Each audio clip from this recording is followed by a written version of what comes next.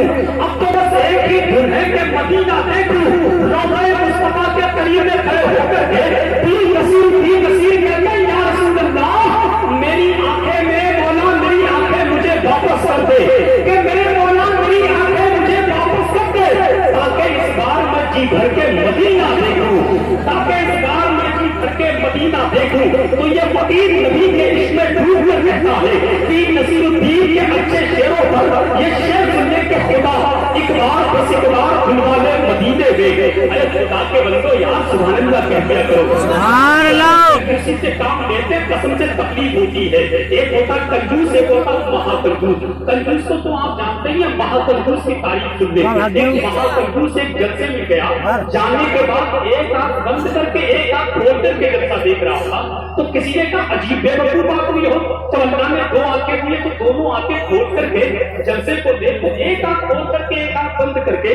جلسہ کیوں دیکھ رہے ہو؟ تو معلوم اس مہا کنجوس نے کیا کہا، جب ایک آنکھ سے کام چل رہا ہے اس کی آپ کو تکلیف دینے کی کیا ضرورت ہے؟ تو اتنی بڑی بھی کنجوسی اچھی نہیں ہے، جیسا کہ ایک کنجوس کے ساتھ ایک نوکر رہتا تھا، ایک بادشاہ کے ساتھ ایک نوکر رہتا، سفر کے لیے نکلے تو نوکر نے کہا بادشاہ صاحب کھانا کھلا لیجیے، نوکر مونگ پھلی کا دانا پڑا تھا، یہ مہا کنجوس کی بات ہے، مونگ پھلی کا دانا ٹرین میں پڑا تھا زمین پر، اس بادشاہ نے اٹھایا اس سے دو حصے کیے، آدھا خود کھایا آدھا اپنے نوکر کو کھلایا، اور معلوم تھوڑا اور کیا بولا ہمارے ساتھ رہو گے تو ایسے ہی کھاتے پیتے رہو گے۔ اتنی بھی کنجوسی اچھی نہیں رہتی، تو آپ کنجوسی سے کام نہ لیں، مسکرا کے کہتے ہیں یا رسول اللہ، اور لوگ سے کہتے ہیں یا رسول اللہ کہ خدا اقبال بس اقبال دلوالے مدینے میں، کہ اس کے نام چاہے جب نکل جائے مدینے میں، اور جسے دنیا کمانی ہے وہ دنیا میں رہے دربر، ابے جسے جنت کمانی ہے چلا جائے مدینے میں، جسے جنت کمانی ہے چلا جائے مدینے میں، میرے اللہ اس سے تو مدینے کا فقیر اچھا،